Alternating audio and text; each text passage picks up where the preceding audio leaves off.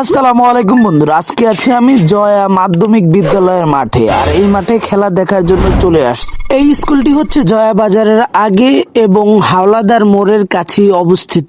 স্কুলের তিন পাশে তিনটি ভবন দাঁড়িয়ে আছে, এক পাশ ফাঁকা, সেই পাশে দুইটি নারিকেল গাছ, দুইটি তাল গাছ দাঁড়িয়ে আছে, তার সাথে একটি শহীদ মিনার।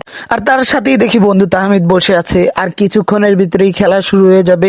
দুই দল দাঁড়িয়ে আছে, তারপরই টস হয়ে গেল এবং দুই দলের কি রকম প্রস্তুতি সেই বিষয়ে একটু জানবো। তাহলে চলেন পৌর 1 নং ওয়ার্ডের ক্যাপ্টেনের কাছ থেকে জেনে নেই।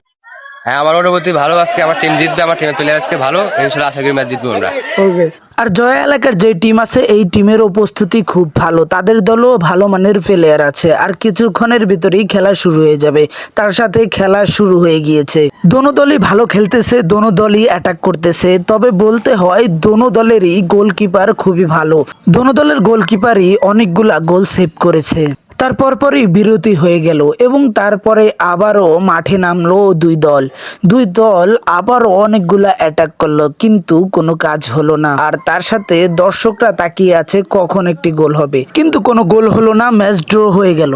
তারপর আবার দুই দল মাঠে নেমে গেল। এই দুই দলেরও ভালো মানের প্লেয়ার আছে। দেখা যাক কারা এই ম্যাচটি জিতে, আর দেখা যাক আজকে গোল করে কারা ম্যাচটি জিতে নিতে পারে। অনেকক্ষণ খেলা হলো, অনেকগুলা অ্যাটাক হলো, কিন্তু দুই দল একটি একটি করে গোল দেয়, তার কারণে এক এক সমতায় ম্যাচ ড্র হয়ে যায়। তারপর বন্ধু রিফাত হাওলাদার মোড়ে একটি দোকানে নিয়ে যায় আর আমাকে একটি স্প্রিট খাওয়ায়। যাই হোক, আজকের জন্য বিদায়। সবাই ভালো থাকবেন, সুস্থ থাকবেন আর ভিডিওটা শেয়ার করে দেবেন।